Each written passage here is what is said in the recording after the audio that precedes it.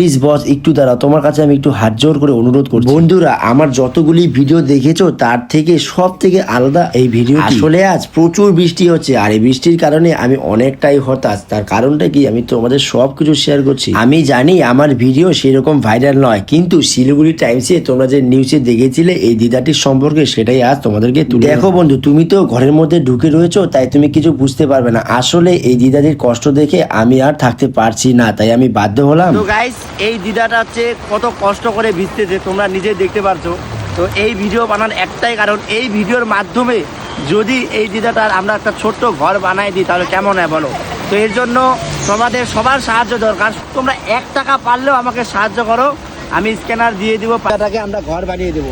এইভাবে যদি থাকে ওনার শরীর খারাপ করবে, উনি কিভাবে ভিজে গেছে সবকিছু। তো এই দেখো কিভাবে বৃষ্টিতে ভিজতেছে সবকিছু।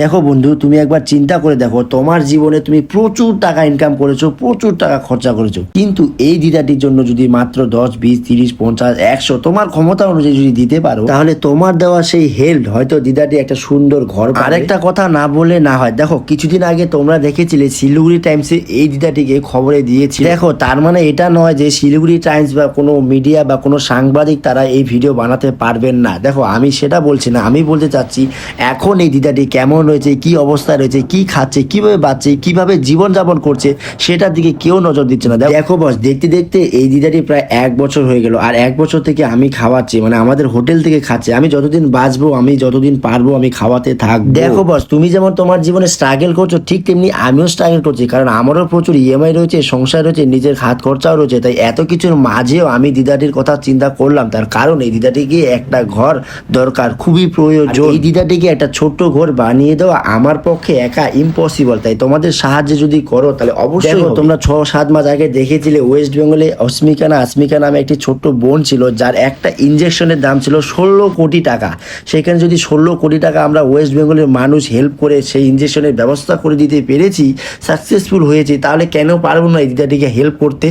কেন পারবো না সাহায্য করতে? কেন পারবেও না আমরা একটা ছোট্ট ঘর বানিয়ে দিতে?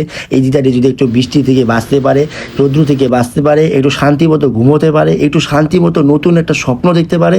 দেখো বন্ধু, তুমি যদি হেল্প করতে না পারো তাহলে ভিডিওটি একটা তো শেয়ার করতে পারো, কারণ সেই শেয়ারের মাধ্যমে সে যদি 1 টাকা হেল্প করে তাহলে দিদাটির উপকার। ডিটেলস বলে দিব, কিভাবে উঠলো, কত টাকা উঠলো, এবং দিদাটির জন্য কি ঘর ব্যবস্থা করা আছে, সব কিছু নেক্সট পার্টে ভিডিওতে থাকবে। তবে তার আগে আমি হাত জোর করে অনুরোধ করবো, সবাই মিলে একটু হেল্প করুন। আমি সবার টাকার জন্য অপেক্ষা করব এবং দেখবো কত টাকা উঠছে, এবং যদি টাকা না উঠে তাহলে কিন্তু আমি ঘর বানাতে পারবো না, পরিষ্কার কথা, কারণ আমার ক্ষমতা নেই আমি একা ঘর বানাতে পারবো।